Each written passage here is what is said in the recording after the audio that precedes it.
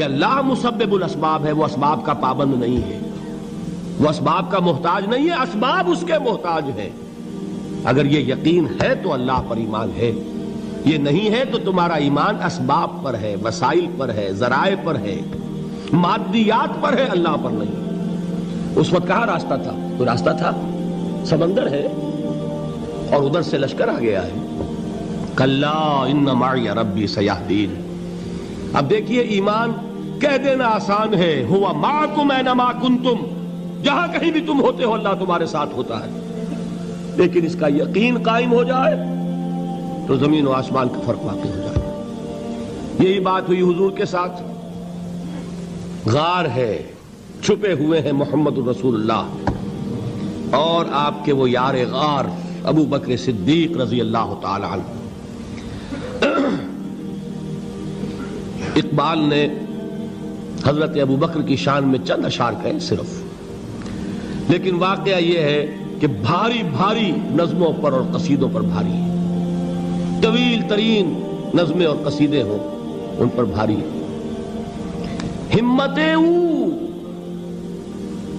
ابو بکر کی ہمت جو ہے، کشت ملت را جو ابر، جیسے بارش سے کھیتی اپجتی ہے، ابو بکر کی ہمت اور عزیمت اس امت کو اسی طرح سینچنے والی ہے۔ ثانیے اسلام و غار و بدر و قبر، وہ دوسرے تھے اسلام میں، دوسرے پہلے کون تھے؟ انا اول المومنین، حضور فرماتے سب سے پہلا ایمان لانے والا میں، دوسرے ابو بکر۔ ویسے ہمارے ہاں یہ چلتا ہے اختلاف، حضرت علی پہلے ہیں کہ حضرت ابو بکر پہلے ہیں، لیکن اس میں بڑی خوبصورت تطبیق قائم کی ہے علماء نے اور بہت صحیح ہے۔ چار کے بارے میں فیصلہ ہی مت کرو کہ کون پہلے ہے، ان کی ایک عجیب تقسیم کر دی ہے۔ آزاد مردوں میں، بالغ مردوں میں سب سے پہلے ابو بکر، بچوں میں سب سے پہلے علی، خواتین میں سب سے پہلے خدیجہ، اور غلاموں میں سب سے پہلے زید ابن حارثہ۔ بڑی پیاری تقسیم ہے، یہ چاروں ہی پہلے ہیں، ہر ایک کے لیے اولیت ہے۔ اور واقعہ یہ ہے کہ اگر زمانی اعتبار سے تعین ہوگا تو پہلے خدیجۃ الکبریٰ آئیں گی رضی اللہ تعالی عنہ، کسی اور سے بات کرنے کی نوبت بعد میں آ سکتی ہے، پہلے تو اہلیہ محترمہ سے بات ہوئی، آتے ہی پہلی وحی ہوئی ہے، ابھی تبلیغ کا حکم نہیں تھا، کس کو بتایا واقعہ؟ ابھی اپنی نبوت کی تبلیغ کا تو حکم ہی نہیں آیا، واقعہ کس کا ہے؟ وہ خدیجہ کا ہے۔ جب کہا ہے کہ خشیت علی نفسی، مجھے اپنی جان کا اندیشہ ہے، تو کیا جواب دیا خدیجہ نے رضی اللہ تعالی عنہا؟ وہ صدیقۃ الکبریٰ ہے، صدیقات جو ہیں خواتین ان میں چوٹی پر خدیجۃ الکبریٰ ہے رضی اللہ تعالی عنہا، اور صدیق جو مرد ہیں ان میں صدیق اکبر ہے ابو بکر صدیق رضی اللہ تعالی عنہ، لیکن صدیقات میں چوٹی پر۔ جب حضور نے فرمایا خشیت علی نفسی، کیا فرمایا، کیا عرض کیا، کیسے تسلی دی؟ نہیں نہیں، اللہ آپ کو ضائع نہیں کرے گا، آپ غریبوں کے ہمدرد ہیں، آپ مساکین کے تکالیف رفع کرنے والے ہیں، آپ بیواؤں کی سرپرستی کرتے ہیں، آپ مسافروں کی خدمت کرتے ہیں، اللہ آپ کو ضائع نہیں کرے گا۔ یہ یقین ہے اس خاتون کے اندر۔ خیر وہ ایک علیحدہ بات ہو جائے گی۔ میرے دل پر حضرت خدیجہ رضی اللہ تعالیٰ عنہ کی شخصیت کا بڑا گہرا نقش ہے، جو وہ کوئی اور ہی وقت اور موقع ہوا تو بیان ہوگا۔ بہرحال اقبال نے ایک مصرے میں جو چار اولیتیں جمع کر دی ہیں، ہمتیں کشت امت را چو ابر، ثانی اسلام و غار و بدر و قبر۔ اسلام میں حضور کے بعد پہلے کون؟ ابو بکر۔ غار میں حضور کے ساتھ کون؟ ابو بکر۔ بدر کی رات اللہ کا رسول سربسجود، وہ جھاڑ، وہ گھاس پھوس کی جو جھوپڑی بنائی گئی تھی، اور وہاں تلوار ننگی لے کر پہرا دینے والا کون؟ ابو بکر۔ اور اس حجرہ عائشہ میں محمد کے بعد سب سے پہلے دفن ہونے والا کون؟ ابو بکر رضی اللہ تعالی عنہ صلی اللہ علیہ وسلم۔ وہ جو معاملہ میں سنا رہا تھا غار ثور کا، حضرت ابو بکر بھی حضور کے خیال سے لرز گئے ہیں. آپ کو یاد ہوگا کہ جا کر پہلے تمام جتنے سوراخ تھے انہیں بند کیا ہے. ایک سوراخ رہ گیا تھا جس کو بند کرنے کے لیے کوئی کپڑا نہیں تھا. وہاں اپنی ایڑی رکھی ہے. تب کہا ہے حضور سے تشریف لائیے, اور اپنے زانو پر حضور کو لٹایا ہے. اور وہاں کسی موذی جانور نے کاٹا ہے. حضور کی آنکھ لگ گئی تھی. اس وقت اس بل کے اندر جو بھی بچھو ہے کیا ہے واللہ عالم, اس نے کاٹا ہے.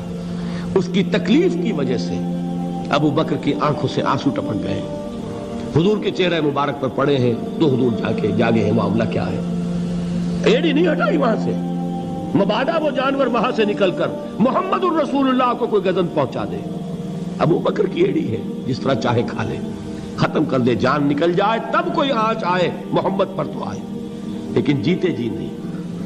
وہ ہے ابو بکر. حضور کے خیال سے اس وقت حضور نے پھر اپنا لعاب دہن لگایا ہے, اور اس سے پھر آپ کی تکلیف ختم ہوئی. جیسے خیبر میں حضرت علی کی آنکھ دکھ رہی تھی, اس کو جو شفا حاصل ہوئی ہے وہ بھی حضور کے لعاب دہن سے ہوئی. تو بہرحال اس وقت انہوں نے کہا ہے کہ اے نبی یا رسول اللہ, اگر اس وقت ان میں سے کسی نے غیر ارادی طور پر بھی اپنے قدموں کی طرف جھانک لیا تو پکڑے جائیں گے. کیا جواب تھا اللہ کے رسول کا؟ لا تحزن ان اللہ معنا. اللہ ہمارے ساتھ ہے, کیوں گھبراتے ہو ابو بکر؟ یہ ہے ایمان باللہ. میرا مالک اللہ, میرا رازق اللہ, میرا محافظ اللہ, میرا مددگار اللہ, میرا پشت پناہ اللہ, میرا دوست اللہ. یہ دوستی ہے اللہ کی جو لب لباب ہے, حاصل ہے ایمان کا. اسی کا نام ولایت ہے. اولیاء اللہ کے سروں پر سینگ نہیں ہوتے. جس کے دل میں ایمان راسخ ہو چکا ہو وہی اللہ کا ولی ہے. جسے اللہ پر یقین ہو چکا ہے وہی اللہ کا ولی ہے. جسے یقین ہے اللہ میرے ساتھ ہے, میرا مددگار, میرا پشت پناہ, میرا ساتھی, میرا دوست, میرا محبوب, میرا محب. اللہ اہل ایمان سے محبت کرتا ہے. واللہ یحب الصادقین. ان اللہ یحب الذین یقاتلون فی سبیلہ صفا کانہم بنیان مرصوص. اللہ محبت کرنے والا, اہل ایمان محبوب, اور اہل ایمان محبت کرنے والے اللہ محبوب. والذین آمنوا اشد حبا للہ. آپ تصور کیجئے جسے یہ رشتہ ایمان یا رشتہ ولایت حاصل ہو جائے, الا ان اولیاء اللہ لا خوف علیہم ولا هم یحزنون. آگاہ ہو جاؤ, اللہ کے دوستوں کے لیے نہ کوئی خوف ہے نہ کوئی حزن ہے. اور میں بیان کر چکا تھا, خوف اور حزن کے خاتمے ہی کا نام امن ہے. زوال خوف, زوال حزن. یہ خوف اور حزن کیوں آتے ہیں بار بار؟ اللہ تخافوا ولا تحزنوا, دونوں آ گئے. الا ان اولیاء اللہ لا خوف علیہم ولا هم یحزنون, پھر وہی دو. وہ کیوں ہے؟ خوف ہوتا ہے کسی مستقبل کی بات کا, یہ نہ ہو جائے, وہ نہ ہو جائے, یہ نقصان نہ پہنچ جائے, یہ تکلیف نہ ہو, یہ غضب نہ آ جائے. خوف ہے مستقبل سے. حزن ہے یہ کیوں ہوا, یہ نہیں ہونا چاہیے تھا, یہ میرا فلاں چیز میرے ہاتھ سے جاتی رہی ہے, فلاں موقع نکل گیا, اب بیٹھے ہوئے ہیں اندر ہی اندر کڑ رہے ہیں, صدمہ ہے اور رنج ہے. اور جو اللہ پر ایمان رکھتا ہے وہ جانتا ہے ما اصاب من مصیبت فی الارض ولا فی انفسکم الا فی کتاب من قبل ان نبرأها ان ذلک علی اللہ یسیر لکی لا تعصوا علی ما فاتکم ولا تفرحوا بما آتاکم واللہ لا يحب كل مختال فخور. اس زمین میں یا تمہاری جانوں میں کوئی تکلیف, کوئی مصیبت نہیں آ سکتی سوائے اس کے کہ جو اللہ نے لکھ دی ہو, اس سے پہلے کہ وہ ظاہر ہو. جس کو یہ حقیقت معلوم ہو گئی اس کو یہ طرز عمل اختیار کرنا چاہیے. جو چیز چھن جائے, جاتی رہے, چھوٹ جائے, اس پر افسوس نہ کرو. کس نے چھینی؟ دوست نے. دوست کے فیصلے پر شکایت. دوستی کو بٹا لگا رہے ہو, سرے تسلیم خم ہے جو مزاج یار میں آئے. اگر دوستی ہے تو پھر تو تمہیں گردن جھکانی چاہیے کہ ہر چہ ساقی ماریخت عین الطافست, جو بھی میرا ساقی میرے پیالے میں ڈال دے اس کا کرم ہے.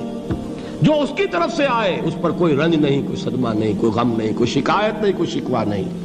اور جو ہوگا وہ اس کے اذن کے بغیر نہیں ہوگا, اور اس کا اذن ہوگا تو یقیناً میرے لیے خیر ہی خیر ہے, چاہے وہ ناگوار شے ہو, بظاہر مجھے اچھی نہ لگ رہی ہو، میری شارٹ سائٹڈنس میں مجھے وہ نظر آ رہی ہے کہ میرے لیے بری ہے، لیکن قرآن نے کہا ہے عسیٰ ان تکرہوا شیئا وہو خیر لکم وعسیٰ ان تحبوا شیئا وہو شر لکم واللہ یعلم وانتم لا تعلمون۔ ہو سکتا ہے تم کسی چیز کو ناپسند کرو، درحال ہے کہ اسی میں تمہارا خیر ہو، اور ہو سکتا ہے تم کسی چیز کو پسند کرو، درحال ہے کہ اس میں تمہارا شر ہو۔ اللہ جانتا ہے، تم نہیں جانتے۔ جب مجھے یہ بات معلوم ہو گئی، میں نے اپنا معاملہ اللہ کے حوالے کیا۔ سپردم بے تو مایا خیش را تو دانی حساب کم و بیش را، اے رب جو تو چاہتا ہے وہ ہو، تیرے علم میں جو شے میرے لیے خیر ہے وہ ہو جائے، میری کوئی پسند نہیں، میری کوئی چاہت نہیں، یہ ہے راضی برضائے رب۔ اکبر الہٰبادی نے اسے کہا ہے رضائے حق پہ راضی رہ، یہ حرف آرزو کیسا، خدا خالق، خدا مالک، خدا کا حکم تو کیسا۔ جب میں آ گیا بیچ میں، میری پسند، میری مرضی، میری خواہش، میری چاہت، یہی تو شرک ہے۔ ما شاء اللہ کان وما لم یشاء لم یکن، جو اللہ نے چاہا وہ ہوا، جو اس نے نہیں چاہا نہیں ہوا، اختیار اس کا ہے، میرا تو نہیں۔ رضائے حق پہ راضی رہ، یہ حرف آرزو کیسا، خدا خالق، خدا مالک، خدا کا حکم تو کیسا۔ اقبال نے اسے کہا ہے فارسی میں، اب آپ کہیں اس کا ترجمہ بھی کرو تو وہ مجھے ذرا اس وقت کچھ بہت ہی بدذوقی کسی بات نظر آئے گی۔ جائیے پوچھئے کسی سے جسے فارسی آتی ہو۔ برو کشید ز پیچا کے ہست بود مرا، چے اقدہا کے مقام رضا کشود مرا۔ مجھے تو تمام پیچ و خم سے نکال دیا اس مقام رضا نے، میں راضی برضائے رب ہوں، جو فیصلہ اس کا میں اس پر راضی ہوں۔ تو کہاں کا حزن اور کس کا خوف، یہی زوال حزن اور زوال خوف، یہی ہے امن، یہ نتیجہ ہے ایمان کا۔ تو جان لیجئے یہ ہے لب لباب، یہ ہے حاصل ایمان کا، یہ ہے تو ایمان ہے، یہ نہیں ہے تو ایمان نہیں۔